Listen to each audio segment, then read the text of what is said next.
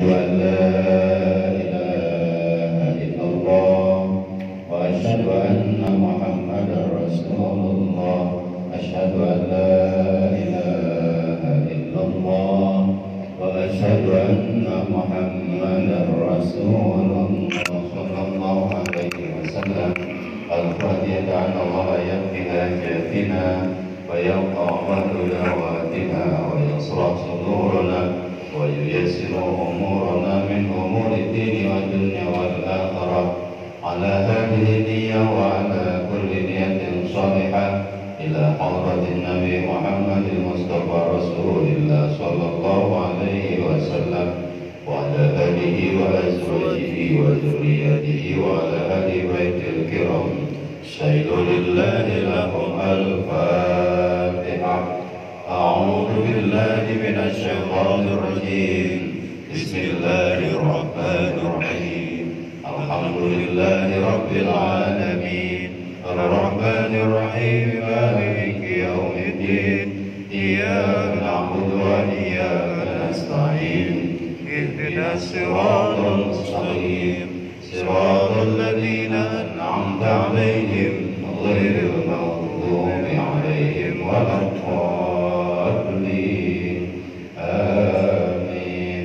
إلى حضرة أصحاب الأربعة الخلفاء الراشدين سيدنا أبي بكر وعمر وعثمان وعلي وعلى بقية الصحابة والتابعين التابعين ومن تبع بإحسان إلى يوم الدين والسمعة المكرم سيدنا الشيخ الرباني شيخ عبد القادر الجيلاني قداس الأسرار والسمعة المكرم سيدنا الشيخ محمد سلمان بن عبد الكريم والسمعة المكرم المؤلف هذا الكتاب من رسالة المعاونة للشيخ الشريف عبد الله بن علي بن محمد الهدد رحمه الله تعالى وثم إلى أرواح جميع أساتذتنا Kiai Syekh bin Kiai Abdul Rahman Kiai Abdul Rahman Al-Mahmuri bin Iban Bapak Kiai Abdul Majid bin Bapak Nasim Bapak Ibu Bapak bin Kisam Bapak Ustaz Fadil Haji Malim Syekh Najib Malim Syekh bin Ratan Abu Ustaz Zaid bin Haji Abdul Abbas Haji Malim bin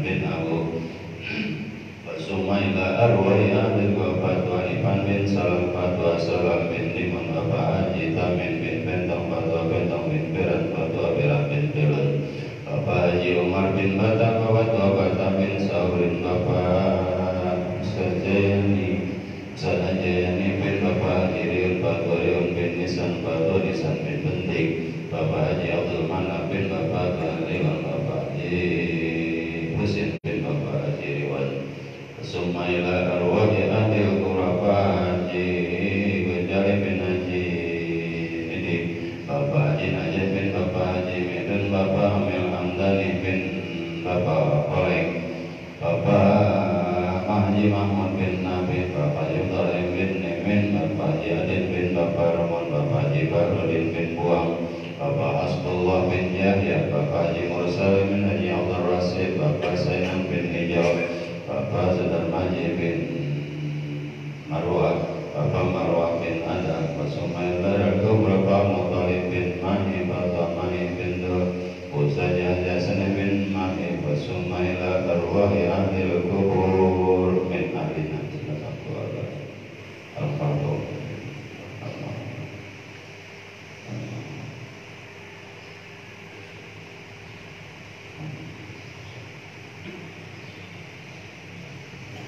ولجميع المسلمين والمسلمات والمؤمنين والمؤمنات بمسالك الأرض ومغاربها في برها وبرها أن الله تغسل ويتغسل برحمة والمغفرة شيء لله لهم الفاتحة.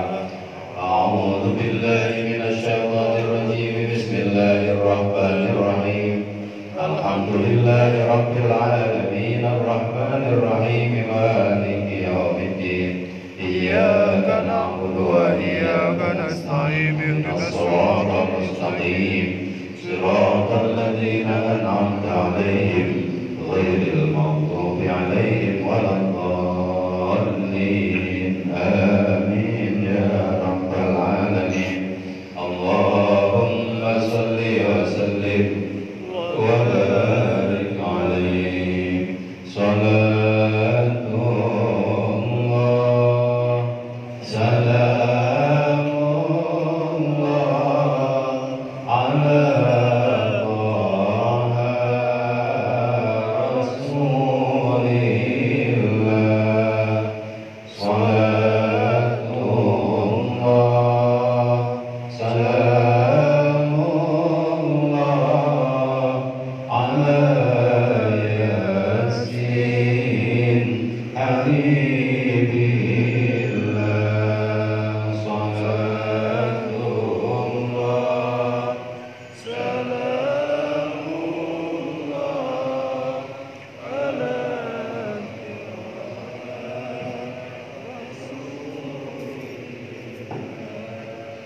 صلاة الله سلام الله على ياسين حبيب الله توسلنا بسم الله وبالهدي رسول الله وكل مجاهد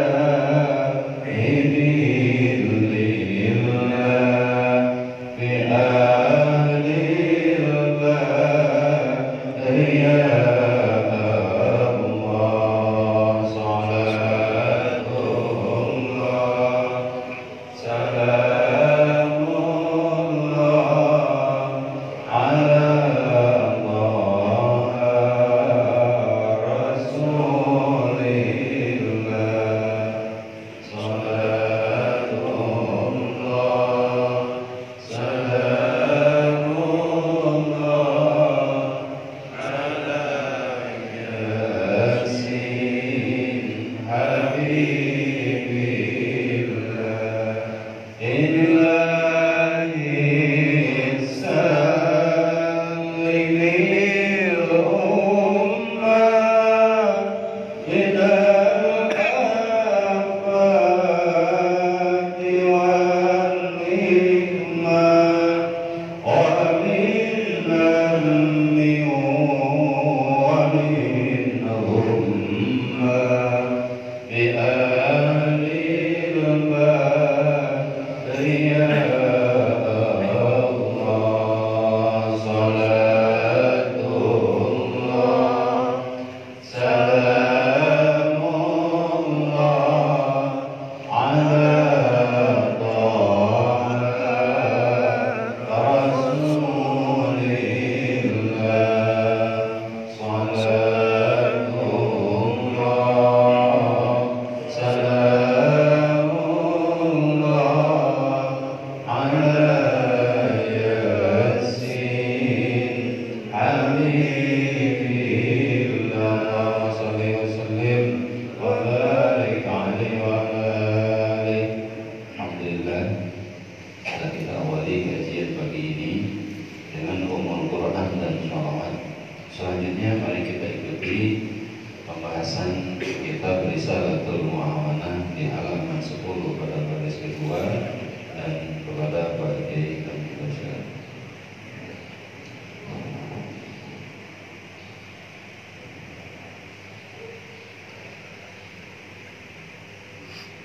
Assalamualaikum warahmatullahi wabarakatuh.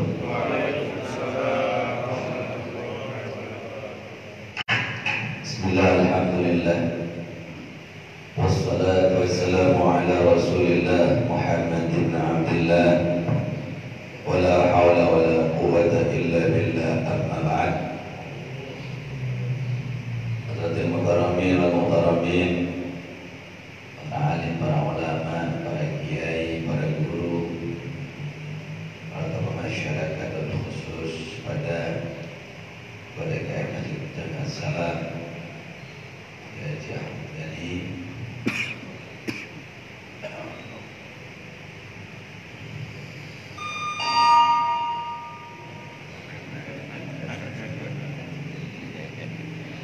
Hadirin jemaah, Bapak-bapak, Ibu, saudara-saudara sekalian dirahmati Allah. Mari kita lanjutkan kajian kita dari kitab Risalatul Mu'awanah Lirraghibina minal mu'minin fi suluki tariqil akhirah. Arakan al-'aliyyi ta'ala wa ta'ala Sayyid Syekh Abdullah bin Alawi bin Muhammad al-Haddad al-Sayyid rahimahullah. Pada halaman ke-10 baris kedua dari atas. Bismillahirrahmanirrahim. Qala al-musannif rahimahullahu ta'ala wa nafa'ana bi bahri ulumihi wa amaddana bi asrarihi wa anwarihi wa nafa'ana bi barakatihi min darain amin ya rabbal alamin. Wa alaika dan atas dirimu, artinya hendaklah kamu bil iktsari untuk memperbanyak. Apa yang harus diperbanyak oleh kita? Min qiraati kutubil hadis. Min qiraati berupa membaca, belajar kutubil hadis, kitab-kitab hadis, wat tafsiri dan kitab-kitab tafsir, wa min mutala'ati kutubil qaumi, wa min mutala'ati dan termasuk mutala'ah, mengkaji kutubil qaumi, kitab-kitab karya al-qaum. Yang dimaksud qaum di sini adalah kelompok tasawuf, kelompok sufi, kaum sufi. Dulu kalau ada istilah kaum sufi yang dimaksud amatan, yang bersifat umum. Fa inna dzalika, karena sesungguhnya yang demikian itu, fathun adalah pencerahan, membuka cakrawala berpikir, amun yang bersifat luas, wasulukun dan merupakan perilaku tamun yang sempurna. Kama sebagaimana qala berkata siapa ba'dul arifin, sebagian orang-orang yang arif billah, yang mengenal Allah dengan baik. Dari redaksi ini mari kita lihat atau kita kaji bersama. Al-Habib Abdullah memberikan satu anjuran kepada kita agar seyogianya kita orang Islam ini banyak-banyak membaca kitab hadis, tafsir maupun tasawuf. Redaksinya adalah kutub. Jadi kita dianjurkan banyak membaca, bukan dari satu kitab tadi, dari beragam kitab. Kenapa? Pertama, agama Islam itu ajarannya sangat luas. Tidak mungkin kita bisa memahami syariat Islam yang begitu luas hanya mengandalkan satu buku. Tidak mungkin. Dan di dalam syariat Islam, kenapa harus banyak buku? Karena ajaran Islam menyangkut 3 pilar utama. Yang pertama itu bab akidah, yang kedua bab syariat, yang ketiga bab akhlak. Akidah, syariat dan akhlak ilmunya banyak pedomannya, maka nggak mungkin boleh satu kitab kita belajar.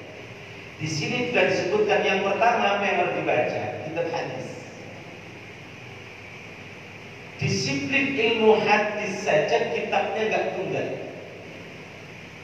Ilmu hadis saja kitabnya nggak boleh satu atau nggak tunggal.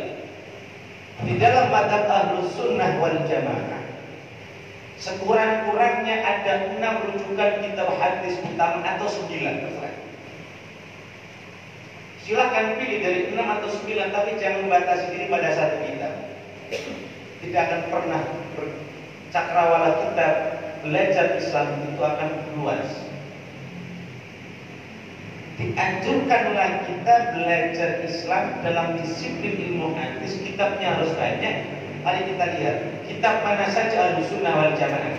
Jangan sampai ada kita ngaku Ahlus Sunnah wal Jamaah, tapi patokan pedoman rujukan hadis yang kita pelajari yang bukan Ahlus Sunnah. Nanti gak nyambung antara amalia yang kita, ibadah yang kita kerjakan dengan landasan yang kita baca, pasti bingung.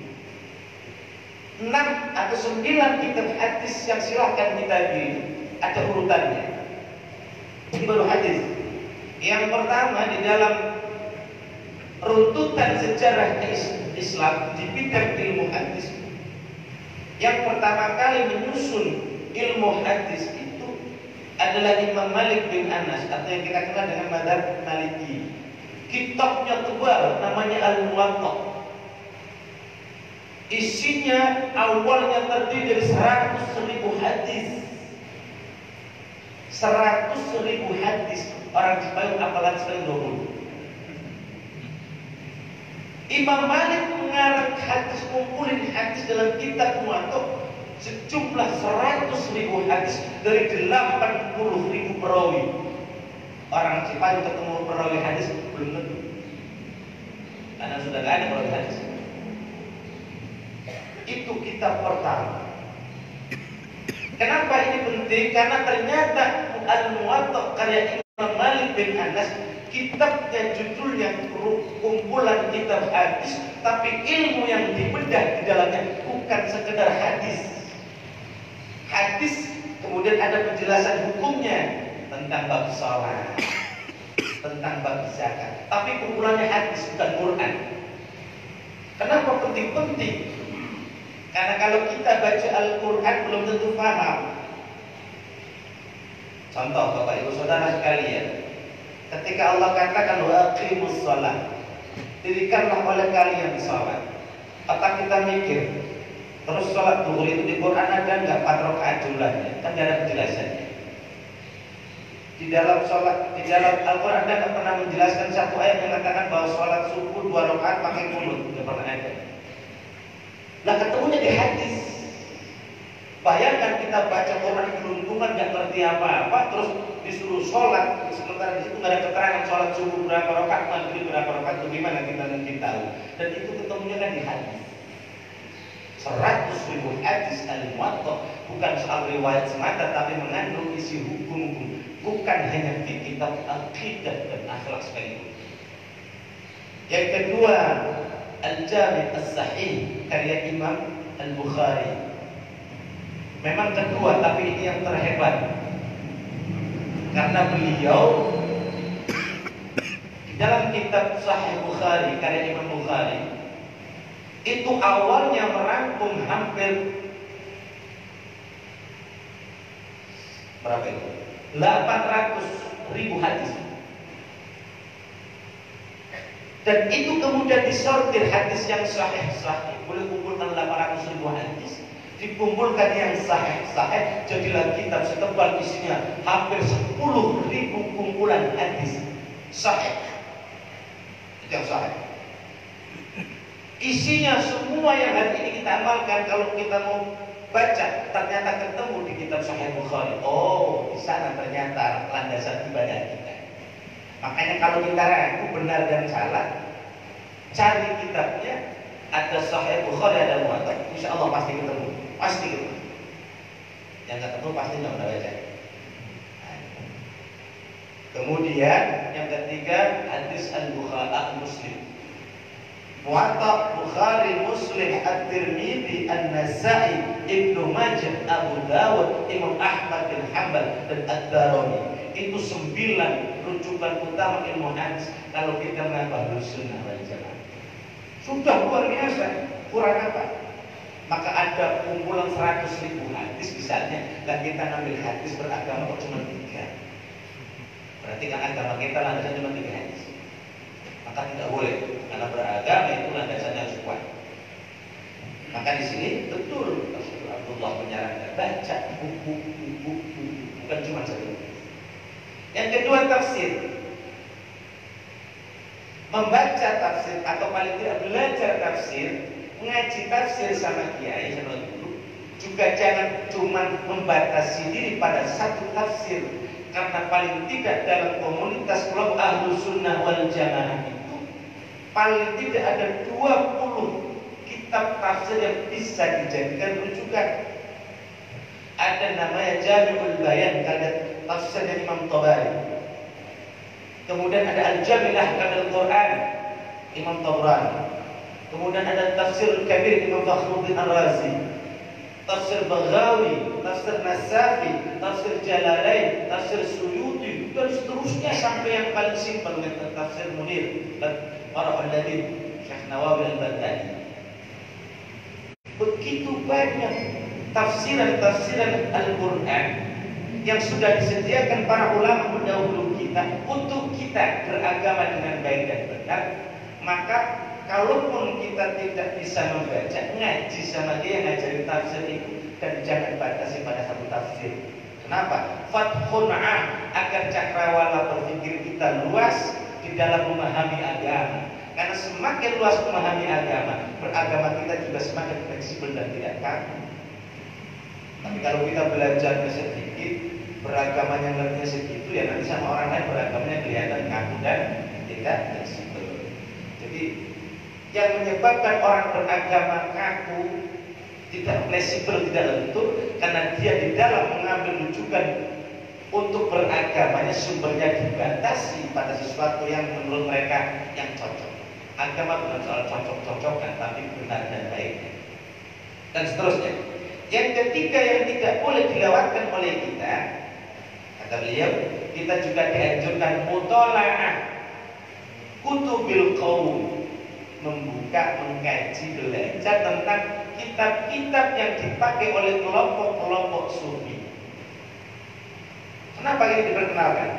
Bapak Ibu Saudara sekalian, iman kita, landasannya, syariat kita, pembuktiannya, tasawuf adalah akhlak yang akan membingkai kita menjadi lebih indah.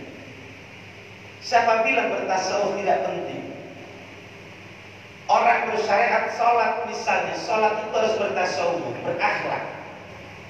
Maka kenapa di dalam Al-Quran ada sebuah firman Allah, Inna sholata tanha 'anil fahsya'i wal munkar. Sesungguhnya sholat yang baik, sholat yang sempurna yang dilandasi dengan akhlak, maka orang yang sholat akhlaknya baik, dia akan menjauhi perbuatan yang keji dan munkar. Karena di dalam sholat dia belajar berakhlak.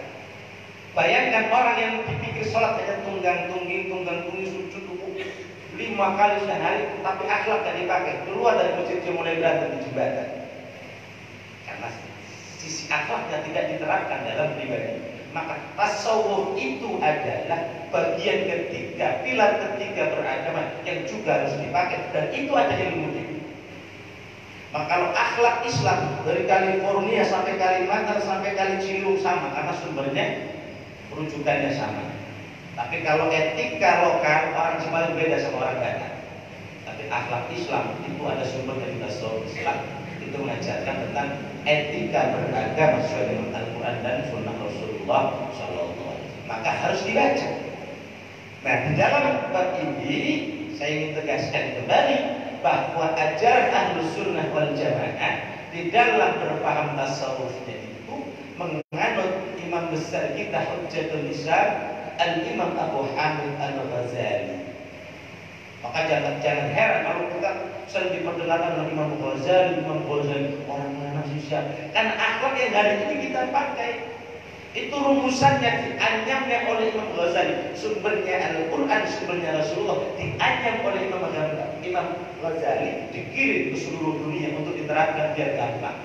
Sebab kalau kita ikut Al-Quran, yang ngerti kita cara mengurai akhlak Al-Quran bagaimana. Ajaran Rasulullah, akhlak yang begitu mulia itu kita juga nggak bakal paham kalau kemudian nggak dibantu oleh Imam Ghazali cara menerapkan atau mempraktekkannya dalam kehidupan. Nah, oleh karena itu tafsir hadis ilmu tasawuf dipelajari, tujuannya apa? Ternyata fathun anun wa suluhun tanun. Itulah gambaran orang-orang yang ingin membuka cakrawalanya luas dalam beragama dan perilakunya sempurna di dalam beragama. Siapa yang mau belajar tentang ilmu-ilmu tadi, insya Allah mendapatkan pencerahan dan perilaku yang baik dan benar. kama qala ba'dul arifin, sebagaimana pendapatnya orang-orang arif. Walakin, yang satu anjuran tapi di sini walakin, tetapi ya, ini peringatan untuk hati-hati buat kita. Yang bagi seyogianya laka bagimu, bagi kalian yang senang belajar dan senang mengkaji ilmu tafsir, ilmu hadis dan ilmu tasawuf, apa yang seharusnya kita lakukan? Antah taliza, agar menahan diri, agar berhati-hati dari apa? Min mutola'ati, dari mutola'ah, dari mengkaji ma perkara yashtadilu, yang meliputi, yashtadilu, yang mencakup, min rasailihi, dari karya-karya mereka ahli tasawuf, kaum sufi, alal umuri, meliputi alal umuri, atas perkara-perkara al-ghabidah, yang masih samar, masih remeng-remeng, belum jelas. Hati-hati, silakan tasawuf baca, tapi jangan masuk bab-bab yang remeng-remeng, yang belum jelas. Wal haqa'iqil mujarradah, dan hakikat-hakikat perkara al-mujarradah yang masih tersembunyi, sama, belum jelas. Lah, kenapa ini suruh hati-hati?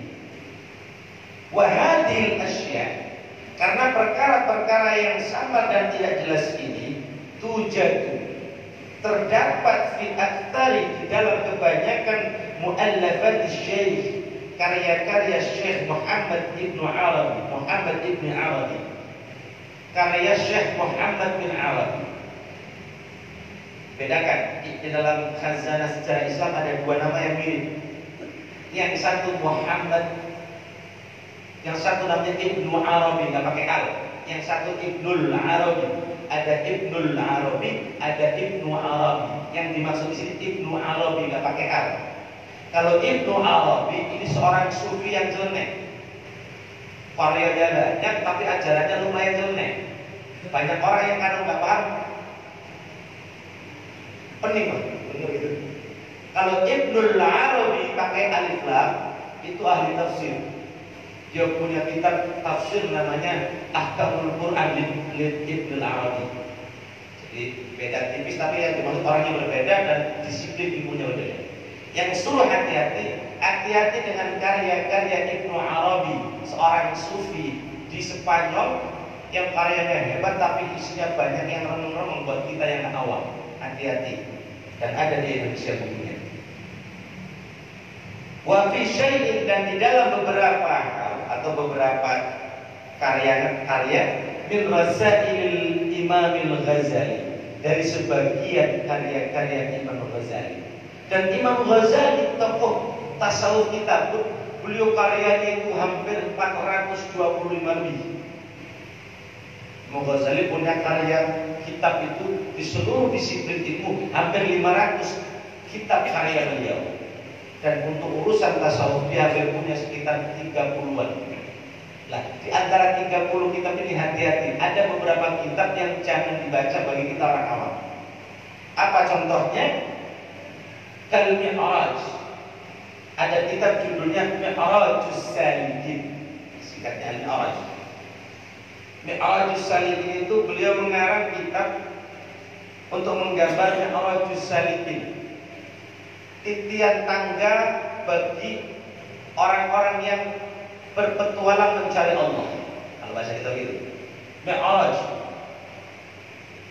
Di proses naiknya seseorang atau tangga naiknya seseorang yang menjelajah mencari kebenaran menuju Allah. Lah ini kitab ini memang kalau dibaca orang kita insya Allah nggak paham karena mumet. Karena ini kelas tinggi, jangan baca ini. Karena ini hanya beliau dulu tulis untuk orang-orang yang kira-kira sudah usul di dalam bab tasawuf, di dalam bab ma'rifatullah, dia sudah usul. Fokusul ila Allah dalam ilmu tarekat itu ada sendiri. Kita yang nggak ngerti usul-usul yang sudah bersatu sendiri. Wal madnunu bi ala ghairi ahli. Kitab yang berikutnya adalah al madnunu bi ala ghairi ahli. Singkat. Sesuatu yang masih samar bagi yang bukan ahlinya. Jadi belum punya kitab itu memang ada sesuatu yang jangan diikuti kalau bukan ahlinya. Kira-kira begitu. Belum ngasih ilmu-ilmu yang memang untuk orang-orang khusus, dan kalau tidak khusus pasti bisa tertukar otaknya. Waqad dzakara dan sungguh telah menyebutkan siapa Syekh Zarruq. Syekh Zarruq sudah menyebutkan siapa Syekh Zarruq. Syekh Zarruq itu salah seorang tokoh sufi yang ada di Maroko. Beliau juga mengingatkan kepada kita. Fi Taksisil Qawaid, di dalam kitabnya yang bernama Kitab Taksisil Qawaid. Pondasi-pondasi kaidah dasar, beliau katakan qaidatan, suatu kaidah fi tahdhir, di dalam kehati-hatian atau di dalam memperingatkan kita agar berhati-hati minal kutubi, dari kitab-kitab allati, yang mana kitab-kitab itu tajri hadzal majra, yang berlaku seperti kitabnya Imam Ghazali dan Imam Ibnu Arabi yang lainnya. Hati-hati. Kalau Imam Ghazali di abad ke-5, di abad 11 ke 7 ke atas sampai hari ini juga banyak orang ngarang kitab tasawuf yang kira-kira polanya mirip-mirip, celana-celana dan bikin bingung. Hati-hati. Imam Zarruq sudah mengingatkan kepada kita.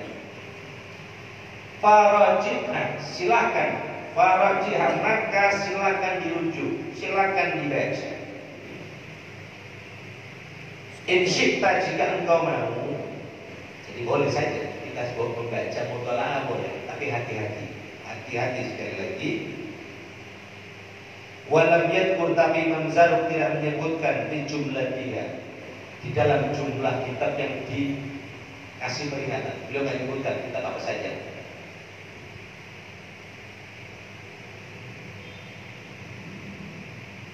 Mu'allafat Syekh Abdul Karim, tidak menyebutkan jumlahnya.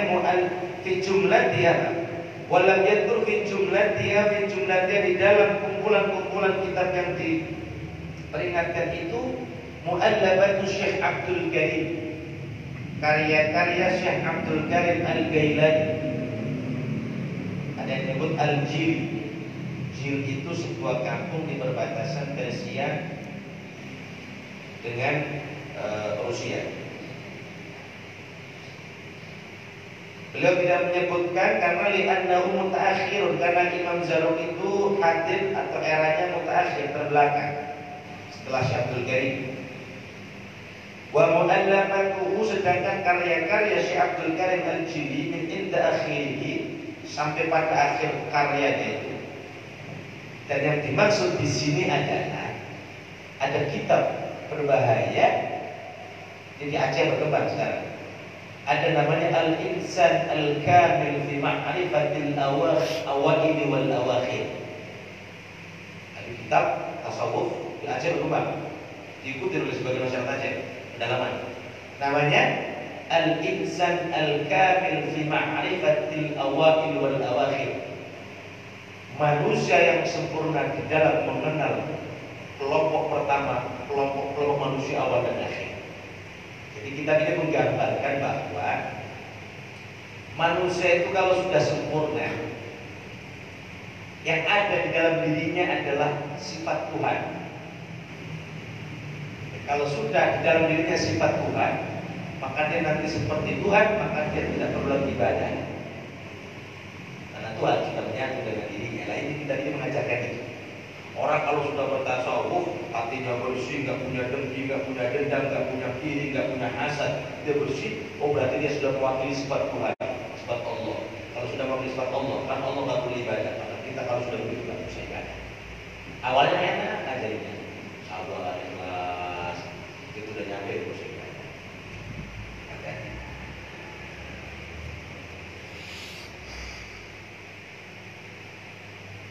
Mimma yanbaghi ihtirasi anha, karena mimma termasuk buku atau perkara yang bagi yang semestinya al-ihtirazu anha, untuk dihati-hati atau diwaspadai dari kitab-kitab tersebut, itar, untuk mengutamakan lissalamati, keselamatan beragama kita. Selamat beragamanya, bukan selamat fisik, karena ini menyangkut akidah. Fa'in qala, fa'in, dan apabila qala berkata siapa al-qailu, seseorang yang berkata, la ba'sa, tidak apa-apa alayya bagi diriku, Tidak apa-apa bagi diriku fi mutola'atil kutub, di dalam memutola'ah atau mengkaji kitab-kitab hadis yang demikian itu, li'anni karena sesungguhnya aku ini akhuduha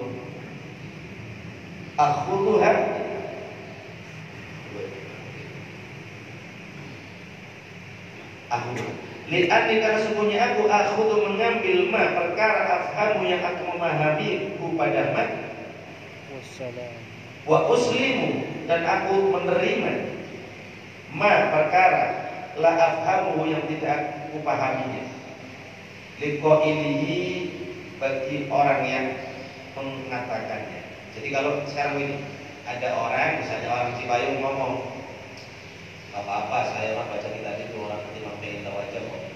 Kalau yang memang kata otak saya nggak tahu masa tinggalin, nanti biarin aja. Nah, ini kalau ada orang begini maka nanti bisa dijawab.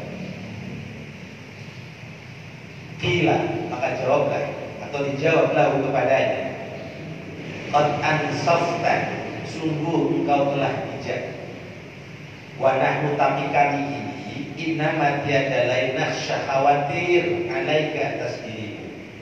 Mimma dari perkara tafhamu yang kau memahami pada perkara itu, antafhamahu sekiranya kau memahaminya ala ghairi wajhi bukan pada yang semestinya, bukan pada gambaran yang semestinya, fatadil maka nanti kamu akan tersesat an sawa'is sabil dari jalan yang lurus, dari jalan yang semestinya. Kama waqa'a dzalika, kama sebagaimana waqa'a terjatuh pada kesesatan, dzalika pada kesesatan itu li aqwamin bagi beberapa kaum terdahulu, akafu kaum yang dulu itu mengkhususkan diri, menyendiri ala mutola'ati hadhil kutub untuk mengkaji kitab-kitab ini atau kitab-kitab tadi. Fasalu kemudian mereka menjadi fi sadaqatin pada status sedekah. Sedekah itu istilah untuk menyebut, nah ini istilah kafir zindik. Ada kafir, ada zindik. Kafir itu orang yang awal aslinya memang tidak mengakui Islam, itu kafir. Tapi kalau zindik, lahirnya potongannya Islam, dohirnya, tapi batinnya kafir atau menyimpang. Orang ngaku Muslim, tapi senengannya muja misalnya, keimanannya sesat, maka dia termasuk kelompok zindik. Potongan lahirnya pokok peci, tapi keimanannya melimpah, itu namanya zindik. Beda dengan kafir yang dia tidak beragama Islam. Nah, ini lebih berbahaya. Fasalu fi zandaqatin, maka mereka menjadi dalam status zandaqah, zindik wa ilhadin dan menyimpang.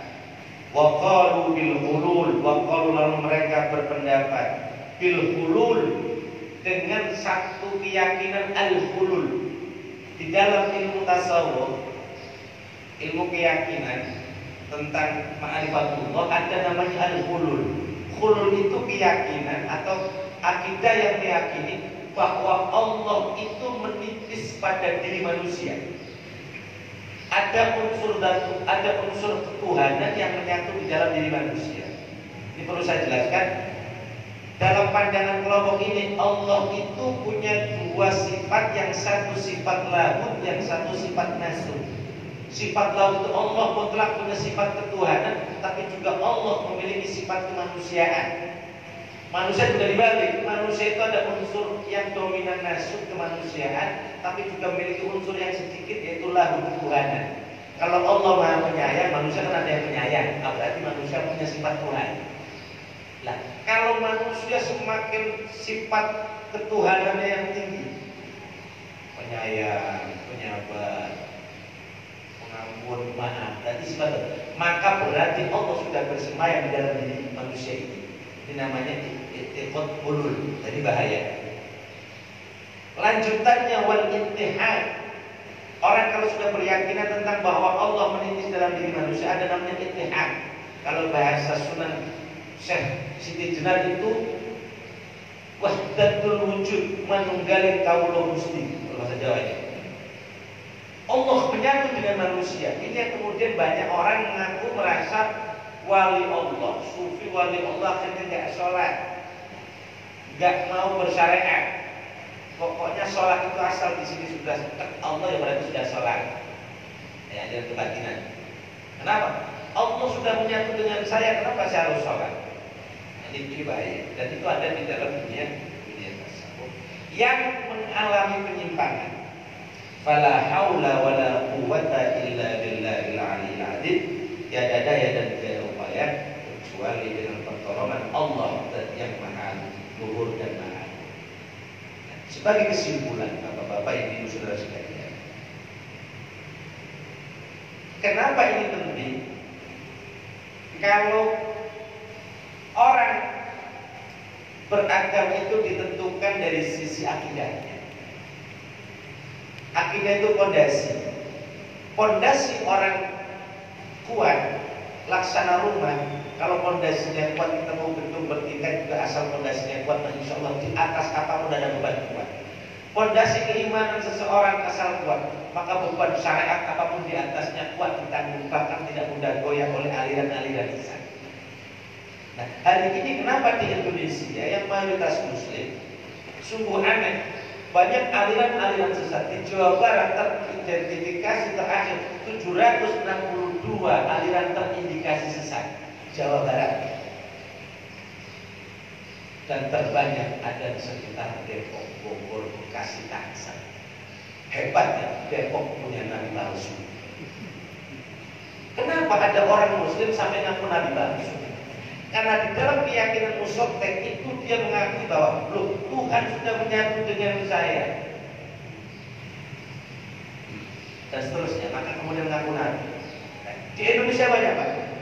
Nah, fenomena ini terjadi karena terjadi penyimpangan akidah yang kira-kira saya hampir pernah 11 tahun di Arab Pak, atau pernah dengar nabi palsu di Arab seperti itu. Kalau pulang ke Depok ada orang bejing ngaku nabi, kan ternyata Depok Pak, sama Arab. Artinya ada penyimpangan. Nah, penyimpangan ini terjadi karena rapuhnya keimanan yang dibangun, bisa jadi karena kurang baca tentang ilmu agama atau beragamanya sekedar dan sekedar. Nah, ini harus hati-hati. Hari ini anak-anak kita harus kita jaga dari penyimpangan akidah. Jangan sampai anak kita potongannya Muslim tapi ternyata hati imannya salah, dia bisa masuk zindik. Di zaman Abbasiyah Pak, orang zindik itu dipancung Pak, dihukum. Karena berbahaya. Untung di sini nggak pakai. Kalau aku karena habis orang Jawa Barat, ada zindik. Mudah-mudahan kita diselamatkan oleh Allah. Kembali kepada anjuran Syekh Abdullah, mari jangan bosan-bosan kita membaca kitab-kitab agama.